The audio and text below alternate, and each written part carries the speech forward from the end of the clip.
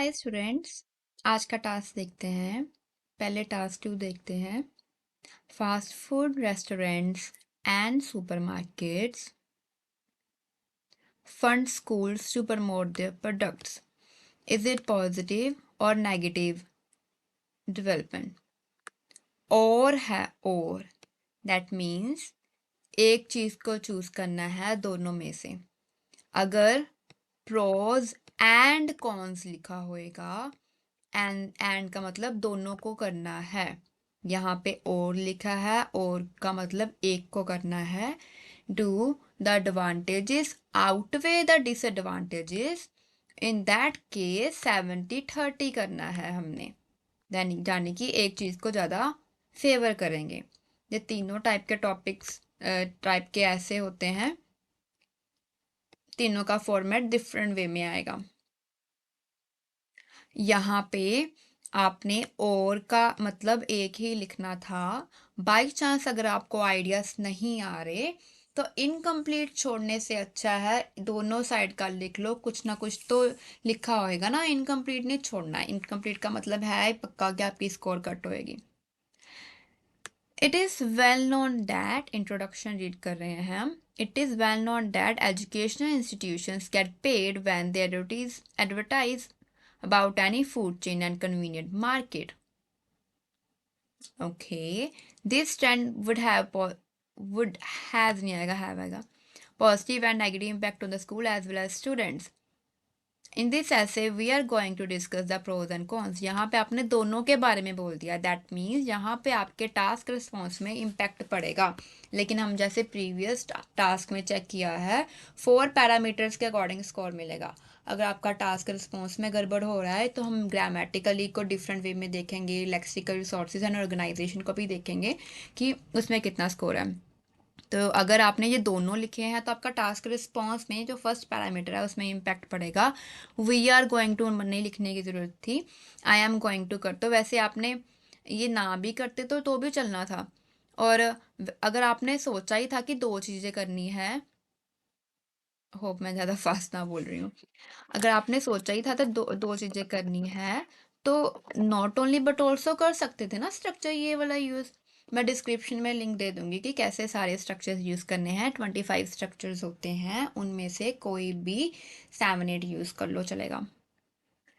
On the brighter side, when any company provides capital for advertisement to a academy, then करने की ज़रूरत नहीं है वैसे। Academy can use that money in various way। Okay, singular नहीं लिखा ना, एक से ज़्यादा, तो ऐसा आएगा ना। As a school can spend on extra curriculum activities और library which can help the students to develop the skill in various way. Various करके फिर से लिखा है, ऐसा आएगा various ways, like sports, reading and so on करके मत लिखा करो, एक्सेट्रा करके लिखो। बट आपने देखो एक भी फुल स्टॉप, एक का सिर्फ एक ही फुल स्टॉप आया, इतना भी आपको कंटिन्यूसली करने की नीड नहीं थी। एक फुल स्टॉप का नहीं करना। आपने बोला कि वेरियस वे में कर सकते हैं, ठीक है। वन ऑफ द वे करके कैसे है वो आप अगली लाइन में एक्सप्लेन करते, आप उसको ज़्यादा ही कनेक्ट कर दिया। On the other hand when any organisation provide a sum of money to any institution they got नहीं आएगा, फर्स्ट फॉर्म में आएगी। They get platform where they can easily sell promote. Sell promote मतलब दोनों word इकट्ठे कैसे आ गए। So it could be a win win situation for both school और कॉरपोरेशन। बोथ के बारे में बात कर रहे हैं, जब भी हम बोथ के बारे में बात करते हैं और थोड़ा ना आता है, एंड आएगा ना, स्कूल एंड कॉरपोरेशन। और सो करके सो लिखने की जगह पे आप therefore, as a result, consequently, as a consequent, ऐसे वाले वर्ड यूज करो ना। सो तो सिंपल वर्ड हो गया।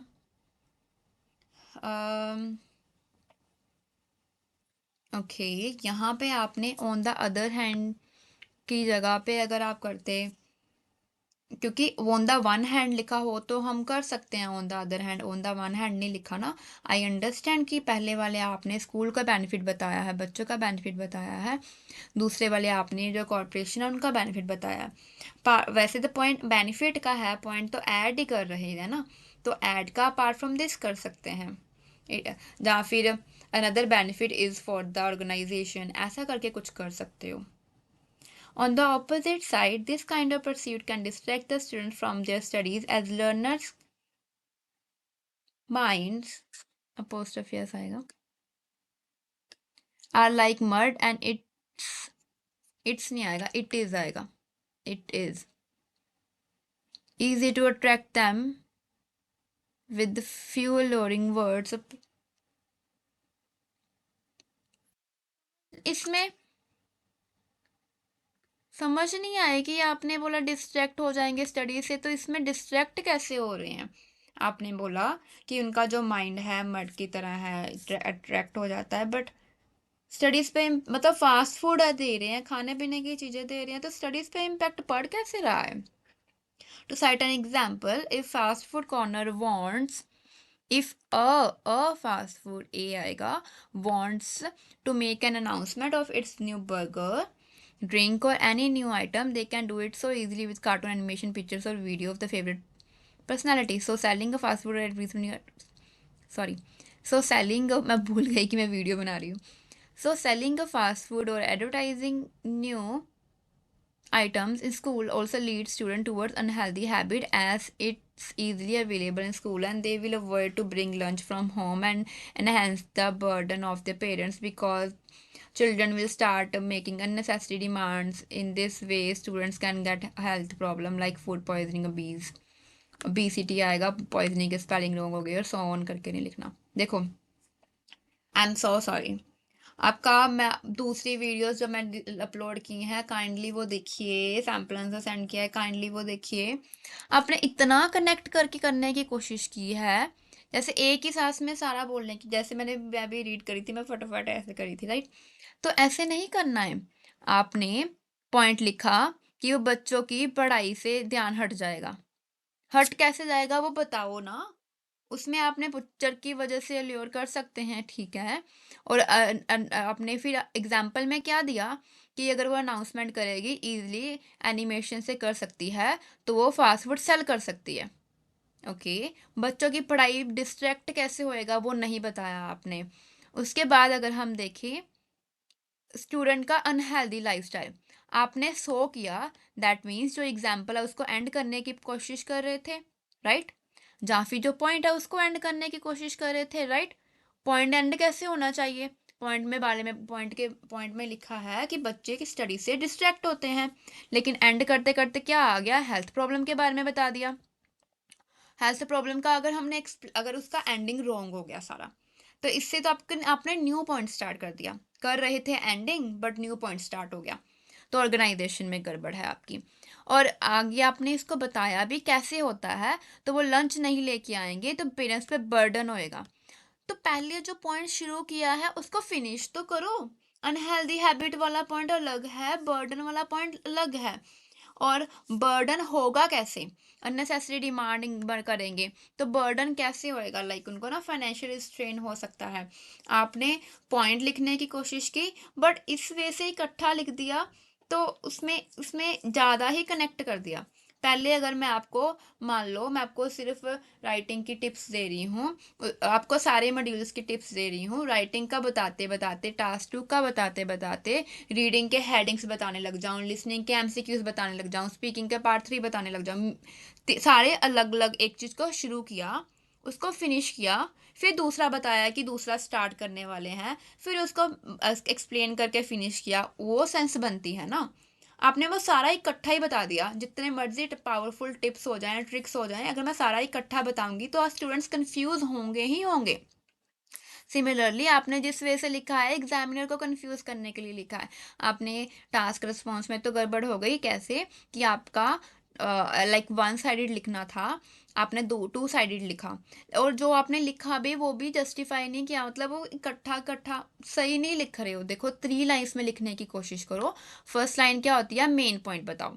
जैसे मान लो आपने बोला अनहेल्दी हैबिट्स अडेप्ट होती हैं कैसे, उसको सेकंड पॉइंट में WH फैमिली से एक्सप्लेन करो. WH फैमिली क्या होती है, वाई, हाउ, इनमें से जो भी आपको जस्टिफाइड लगता है वो फैमिली लगा के यहाँ पे जस्टिफाई करो। अनहेल्दी हैबिट्स कैसे होंगी, तो वो इंस्टेड ऑफ वाला स्ट्रक्चर लगा सकते हो। अपना लंच लेके आने की जगह पे वो प्रेफर करेंगे कि ये वहाँ से खाएं जहाँ फिर बाकी बच्चे खा रहे हैं, उनका माइंड भी वहीं पर जाएगा खाने के लिए। इसकी वजह से क्या होएगा कि उसकी एंडिंग थर्ड वाली लाइन में उसकी एंडिंग करेंगे। जब जब वो रेगुलर कंजम्पशन करेंगे अनहेल्दी फास्ट फूड का, तो उनको हेल्थ एलिमेंट हो सकते हैं, फिर वो फूड पॉइजनिंग या ओबेसिटी वगैरह लिख सकते हो। ठीक है, पॉइंट इस वजह से शुरू करना है। अगर आपने स्टडी से डिस्ट्रैक्ट होते हैं, आप ऐसा भी बोल सकते हैं ना कि अगर वो लंच में ये करेंगे तो उसमें ऐसे इंग्रेडिएंट्स होते हैं फास्ट फूड में कि वो लाइक कंसंट्रेट नहीं कर पाएंगे स्टडीज पे, बिकॉज उनको नींद आने लगेगी या फिर उनका फोकस लेवल कम होएगा, क्योंकि उसमें ऐसे कुछ चीज़ें ऐसे चीज़ों से बने होते हैं प्रोडक्ट। ऐसा कुछ करके लिखो, जो भी एक्सप्लेनेशन देनी है, बट दो तो सही ना एक्सप्लेनेशन। 3 लाइन्स में आप ऐसा जस्टिफाई करने की कोशिश करो। आप इकट्ठा पेरेंट्स का बर्डन वाला भी अच्छे से एक्सप्लेन नहीं हुआ। टू कंक्लूड, आई मस्ट, जब आई मैं की बात करते हैं, आई कैपिटल आता है। उन्होंने क्वेश्चन में आपको वैसे उन्होंने ये नहीं पूछा do you think is it a positive और नेगेटिव। अगर डू यू करके लिखा था तो आई करके लिखो, ठीक है। डू यू करके नहीं लिखा तो आप आई करके मत लिखो। Must said that this tendency can benefits, provide benefits आएगा या फिर बेनिफिट ही अकेला आएगा। Can benefit to schools and commercial institution but at the same time harmful for students, but it could be beneficial for everyone provided should be used in proper organise. I think आप यहाँ पे provided that वाला structure लगा रहे थे। Provided that it is used in a proper और organised way, provided that it is used. I am so sorry, आपने task अच्छे से रिस्पॉन्स नहीं किया, आपने उसको ऑर्गेनाइज करके नहीं लिखा, और अगर आपका देखे तो आपने स्ट्रक्चर्स भी नहीं लगाए। आपने सिर्फ एज वाला स्ट्रक्चर लगाया और बार बार वही वाला यूज कर रहे हो। जब एज किसके लिए यूज करते हैं, जब हमने रीजन देना हो, राइट। रीजन मतलब बिकॉज की जगह एज करते हैं, तो उसका एक बार एज कर लिया, एक बार सिंस कर लो, और बिकॉज ऑफ की जगह पे ड्यू टू कर लो, ओइंग टू कर लो। तो फिर चार तो आपके यहीं पे बन गए। और यहाँ पे आपने आपने बट वाला करने का कोशिश किया, तो वहां पे आप एंड ऑल दो वाला स्ट्रक्चर लगा सकते हो। और मैंने आपको नॉट ओनली बट ऑल्सो तो बताया ही है। और एक जगह पे जैसे कि वो लंच मनी नहीं लेके आएंगे, राइट, वहां पे इंस्टेड ऑफ वाला स्ट्रक्चर लग सकता था, राइट। 7 हो गए स्ट्रक्चर। और आपने जो प्रोवाइडेड डैट की लिया, प्रोवाइडेड किया है, प्रोवाइडेड नहीं आएगा, प्रोवाइडेड डैट आएगा। आपने वो इनकम्प्लीट लगाया स्ट्रक्चर, आपने स्ट्रक्चर एक यूज किया है। और तो तीनों में तो आपकी कम ही स्कोर आएगी। अगर हम देखें वो कैब का, तो आपने हाई लेवल का वो कैब नहीं यूज़ किया है, बट ऐसा तो किया ही है कि आप बार बार रेपिटेशन नहीं हो रही है, तो उसका सफिशेंट रेंज कंसिडर कर सकते हैं कि आपने वो सही करके सही वे में यूज़ किया है। जैसे उसको एजुकेशनल इंस्टीट्यूशंस लिखा है, स्कूल को, राइट। प्रमोट का एडवर्टीज लिखा है, वो भी अच्छी बात है। और सुपर मार्केट को convenience store, I don't think कि वो 100% रिप्लेसेबल है, बट स्टिल अच्छा लिखा है, मतलब उसको बार बार रिपीट नहीं किया है। और मनी की जगह कैपिटल का बोला है, वो कंसिडर कर सकते हैं। हाँ, प्रमोट का एडवर्टाइजमेंट का बोला है, स्कूल का। हाँ, आपने अलग अलग वर्ड्स करने की कोशिश की है कि आपका वो बार बार रिपीट नहीं हो रहा है। करिकुलम लिखा है आपने, कंपनी का कॉरपोरेशन लिखा है, परस्यूट भी लिखा है, यहाँ पे आपने अल्योर करके लिखा है स्टूडेंट्स का। इसमें आपके अच्छे वर्ड्स लिखे हुए हैं आपने।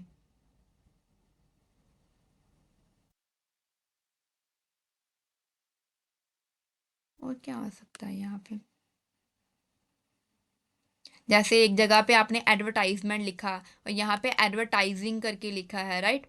एक को वर्ब की तरह यूज किया है, एक को नाउन की तरह यूज किया है, दोनों को अलग अलग वे में यूज किया है, वो अच्छी बात है, आपने अलग अलग वे में करने का कोशिश किया। टेरेंसी लिखा है, कमर्शियली करके लिखा है, हार्मफुल का डेट्रीमेंटल कर सकते थे, बेनिफिशियल का कंस्ट्रक्टिव कर सकते थे। ओके, वर्ड वो कैब के अकॉर्डिंग तो देखें ठीक है, बट आपको वो कैब पे बाद में फोकस करना है हमेशा। सबसे पहले चाहे चारों का इक्वल इक्वल लाइक, ओ गॉड मैं वर्ड भूल गई, इम्पोर्टेंस, इक्वल इम्पोर्टेंस होती है चारों पैरामीटर्स का। 4 पैरामीटर्स हैं, 25% सबको इम्पोर्टेंस है। लेकिन जो टास्क रिस्पॉन्स होता है जो अब उन्होंने लिखा है उसके अकॉर्डिंग आप अच्छे से लिख रहे हो और जो अच्छे से एक्सप्लेन कर रहे हो, तो उसमें स्कोर लेके आना ज़्यादा ईजी होता है। तो इसलिए टास्क रिस्पॉन्स और उसको ऑर्गेनाइज करने में सही रखो। लेकिन अगर हम देखें, अगर स्ट्रक्चर्स भी यूज़ कर सकते थे, वो कैब यूज़ किया है तो स्ट्रक्चर वैसे आप कर सकते थे यूज़, बट मैं इसमें 5.5 से ज़्यादा स्कोर नहीं दे सकती। वो भी आपने अलग अलग वर्ड्स यूज़ किए हैं तभी मैं आपको 5.5 दे रही हूँ इसमें। अगर आपने वो वर्ड्स भी ना किए होते तो और कम होना था। आई एम सो सॉरी, बट आपको इसके ऊपर बहुत वर्क करने की नीड है। आप ऐसा क्यों कर रहे हो कि आप इतना लाइक डिस्क्रिप्शन में सेंटेंस स्ट्रक्चर के ऊपर वीडियोस हैं, वो देखना पहले। आप वो वीडियोस देखना जिनके 7 बैंड आए हैं, ताकि आप उनका उनसे हेल्प ले पाओगे। आप उन्होंने कैसे एक्सप्लेन किया है, आई थिंक मैंने आपको सैम्पल आंसर सेंड किए हैं, तो प्लीज़ उनमें से आप देखने की कोशिश करिए ना कि कैसे एक्सप्लेन करना है। और अगर देखो यहाँ पे मैंने बता ही दिया है कि ओहो, कि कैसे करना है इसको। इसमें 1 2 3 3 लाइन्स में एक्सप्लेन करो। उसकी एंडिंग के लिए कितने सारे वर्ड हैं, बार बार सो करके मत लिखो। आपका टास्क बहुत अच्छा हो सकता है अगर आप फीडबैक के ऊपर ध्यान दो, उसके अकॉर्डिंग चेंजेस करने का कोशिश करो तो हो सकता है। क्योंकि अगर आपको वोकैब अच्छी लिखी है ना, कई स्टूडेंट वोकैब सबसे लास्ट में अच्छी करते हैं बच्चे, तो आपने पहले से अच्छी की हुई है तो दैट मीन्स कि आप थोड़ी सी इसके ऊपर जैसे बोला है जो फीडबैक है उसके ऊपर वर्क करने की कोशिश करो, तो आपका ये टास्क भी अच्छा हो सकता है। ईजिली आपका 1 बैंड इंक्रीज हो सकता है, क्योंकि अगर आपका टास्क रिस्पॉन्स और उसको ठीक कर लिया ना आपने, जो जिसको एक्सप्लेन करना है अच्छे से टास्क को रिस्पॉन्स करके जस्टिफाई किया है, तो आपका हाफ बैंड तो ऐसे ही, सॉरी 1 बैंड तो ऐसे ही इंक्रीज हो सकता है। अभी इसमें आपको 5.5 दे रही हूँ, उसमें आपका 6.5 तक आ सकता है ईजिली। उसके बाद आप स्ट्रक्चर यूज़ कर लो तो 7 हो सकता है। लेकिन यहाँ पे आपको जस्टिफाई करने की, सारा इकट्ठा मत लिखो, जो मैंने बोला उसके अकॉर्डिंग करने का कोशिश करो। आपका 1 बैंड इंक्रीज हो सकता है। टास्क 1 देखते हैं। Local council in the area where you live has decided to demolish an old historical building to build a shopping center. Old building को डिमोलिश करना है किसके लिए? शॉपिंग सेंटर बनाने के लिए। हेड ऑफ काउंसिल को लिखना है वाई, उस बिल्डिंग को प्रिजर्व करना क्यों इम्पोर्टेंट है। होप मैं ज़्यादा फास्ट नहीं बोल रही हूँ।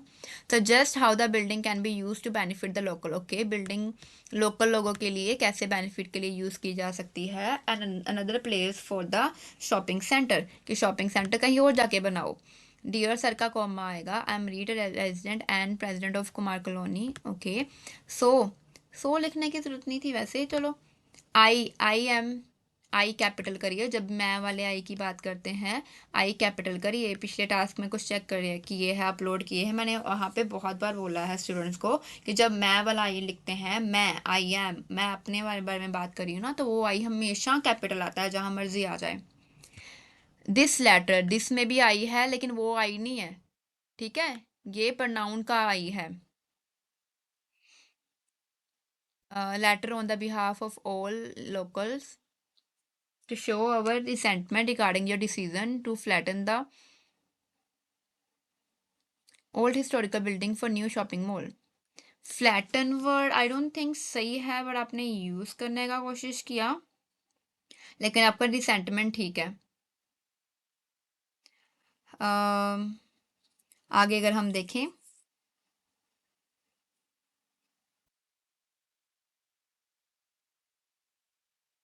वैसे आपका आ सकता है इस सेंस में, बिकॉज उन्होंने अपनी बिल्डिंग को तोड़ मोड़ करने का कोशिश, ठीक है, फाइन, सही है।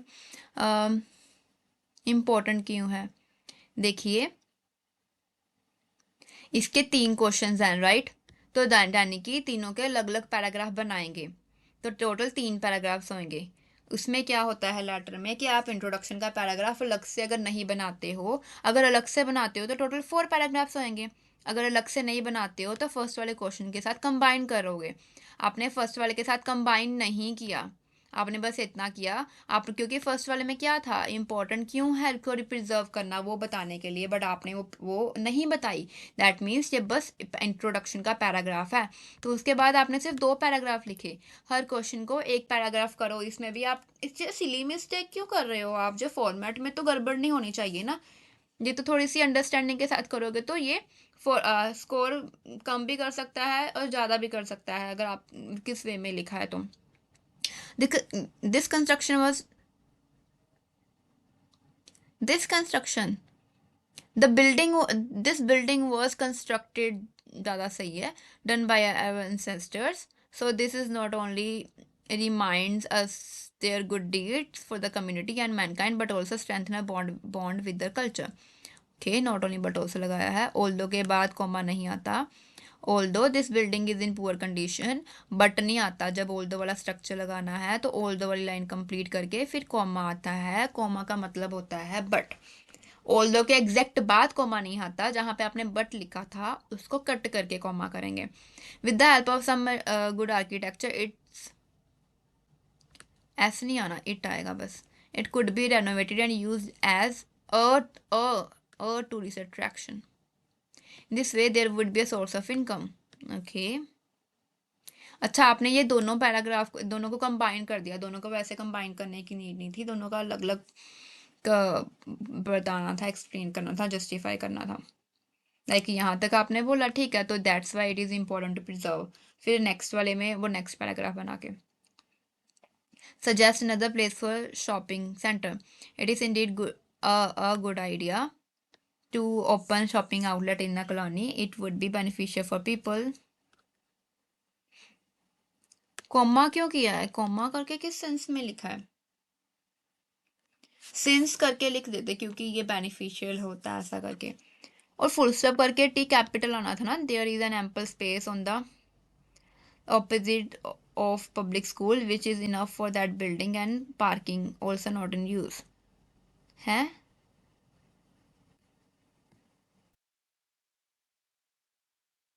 which is enough for that building and parking के लिए enough है, also not in use। ये किसके बारे में लिख रहे हो कि यूज में नहीं है।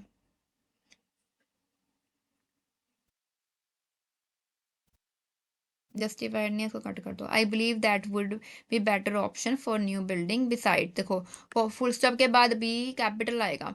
It would be convenient for people as they can go to mall when they are there to pick their children up. Okay. I hope you would consider my advice and concern. I look forward to hearing from you. Yours faithfully.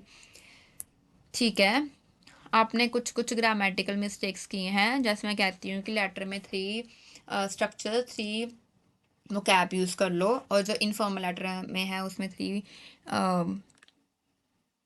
Idioms करने होते हैं, but ये तो informal नहीं है। तो यहाँ पे ये फॉर्मल लेटर है, तो यहाँ पे आपने किए हैं वर्ड्स स्ट्रेंथन को भी पॉजिटिवली,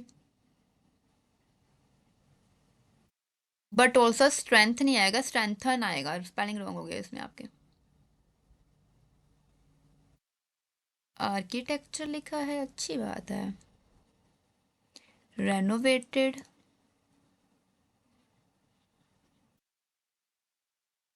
कन्वीनियंट, ठीक है। इसमें अगर हम देखें, आपने नॉट ओनली बट ऑल्सो लगाया था और एक ही जगह पे एज लगाया था, लगाया एक ओल्डो किया था। ओल्डो में आपका वो रॉन्ग हो गया स्ट्रक्चर, बट चलो आपने यूज़ किया है अपनी तरफ से। तो आपकी यहाँ पे गड़बड़ का क्या होगी, आपने ये गड़बड़ की कि आपका फॉर्मेट, टास्क रिस्पॉन्स आपका ठीक था।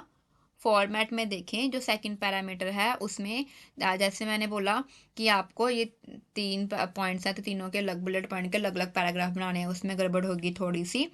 और बाकी आपने जो ऑर्गेनाइज वगैरह किया है ठीक लिखा है, लेकिन ग्रामेटिकली देखें तो यहाँ पे पंचुएशन का गड़बड़ है और जो कैपिटल लेटर का गड़बड़ है। हम्म बाकी आपने इसको यूज़ करने की कोशिश की है। ग्रामर में आपके कम आ सकते हैं स्कोर।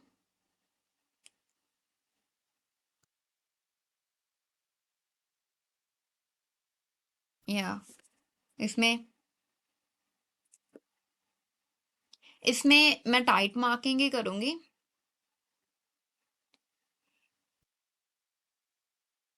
6.5 हो सकते थे अगर आप ये सिली मिस्टेक्स ना करते। मैं आपको इतनी ईज़िली आसानी से नहीं छोड़ूँगी, क्योंकि फिर ओवर कॉन्फिडेंट नहीं करना, क्योंकि ये छोटी मिस्टेक्स नहीं है, मतलब लाइक इतना भी डिफ़िकल्ट नहीं है, बट ये सिली मिस्टेक्स कर रहे हो। आई कैपिटल क्यों नहीं है और 2 जगह पे आपने कॉमा फुल स्टॉप के बाद कैपिटल नहीं किया, ये गड़बड़ कर रहे हो। तो मैं इसमें आपको 6 दूँगी और टास्क 1 में तो वही 5.5। ये इसमें हार्ड वर्क करने की नीड है और 6.5 हो सकते हैं टास्क 2 में, आपने अगर ये मिस्टेक पे फोकस करो तो। ये आपके 6.5 तक ही कंसिडर करो, क्योंकि आपने वो सिली सिली मिस्टेक किया, बट आपने वो उसको करेक्ट नहीं किया ना। उसको करेक्ट कर दो ये सिली सिली मिस्टेक को, तो आपका 6.5 हो जाएंगे लेटर में। ठीक है। और उसके बाद अगर आप फॉर्मेट को ठीक करो, और उसके बाद फॉर्मेट को ठीक करो और ग्रामेटिकल, आपके 7 आ सकते हैं, इसमें ज़्यादा गड़बड़ नहीं है। बट आपने जो मिस्टेक्स की हैं तो मिस्टेक के तो डिडक्ट हुए ही हैं। ये मिस्टेक ना करते तो आपकी अच्छी स्कोर आ सकती थी लेटर में। लेकिन अगर हम देखें टास्क 2 में, उसमें फॉर्मेट में बहुत गड़बड़ है। उसमें ऑर्गेनाइजेशन में जिस वजह से आपने पॉइंट्स एक्सप्लेन किए हैं, जस्टिफाई नहीं किए हैं, गड़बड़ है उसमें। उसमें ज़्यादा वर्क करने की ज़रूरत है टास्क 2 में। टास्क 1 में सिली मिस्टेक्स हैं, उसको ठीक करके 7 तक आ सकते हैं। मैं लिंक डिस्क्रिप्शन में दे दूंगी स्ट्रक्चर्स कैसे बनाने हैं, बाकियों के जिसके 7 बैंड आए हैं, 6 5 जो भी हैं, आप वो देख सकते हो प्लेलिस्ट में। होप ये मिस्टेक्स ना करो और अच्छे अच्छे स्कोर लेके आओ। Bye bye.